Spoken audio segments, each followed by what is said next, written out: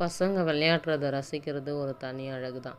பசங்க விளையாடுறாங்களேன்னு பார்க்கலாம். ஆனால் என் வீட்டு பசங்க விசித்திரமாக விளையாடுவானுங்க. 4 பேரும் 4 ரகம்.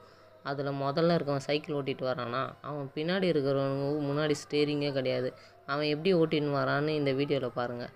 கொஞ்சம் நல்லா உத்து பார்த்தீங்கன்னா இதை கவனிக்கலாம். ஒரு நூலை கட்டி இவனை இழுத்துட்டு வரான். இவனுங்க எங்களை ரொம்ப மென்டல் டார்ச்சர் பண்ணுவானுங்க. கோவப்படுவோம், கத்தும்.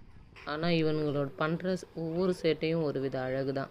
மேலே இருந்த வீடியோ எடுக்கும்போது இவனுங்க விளாட்றத பார்த்துட்டு ஏரியாலேயே இவனுங்க மட்டும்தான் ரொம்ப சந்தோஷமாக விளையாடினுங்கிறான். வேறு எந்த பிள்ளைங்களாச்சும் விளையாடுதா பாருங்கள். விளாட்றதும் பரவாயில்ல, வீண் சண்டை வாங்கினே விளாடுவானுங்க. வேறு பக்கத்தில் இருக்கிறவங்களாம் யார் பார்த்தாலும் தெருவில் ஐயோ இவனுங்க 4 பேரா இப்போ அடங்கவே மாட்றானுங்கப்பா. அங்கே சுற்றுறானுங்க, இங்கே சுற்றுறானுங்க, எதனா கம்ப்ளைண்ட் சொல்லிகினே இருப்பாங்க. இருந்தாலும் இந்த விஷயத்தில் எங்கள் பசங்களை நாங்கள் கண்ட்ரோல் பண்ண மாட்டோம்.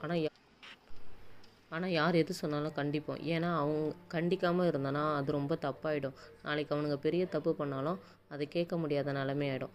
தாத்தா வந்து அட்வைஸ் பண்ணுறாரு, ஸ்லோவாக போங்கடா, வண்டிங்க வரும், இந்த மாதிரி சர்வலேருந்து இறங்கக்கூடாது அப்படின்னு சொன்னார். ஆனால் நாங்களாம் அடங்க மறு தாத்தா அப்படின்னு சொல்லிட்டு என்ன வேகம் பாருங்கள். நல்லா தாங்க இருக்குது. ஆனால் சேட்டை பண்ணும்போது தான் ரொம்ப கஷ்டமாக இருக்குது. தேங்க்யூ.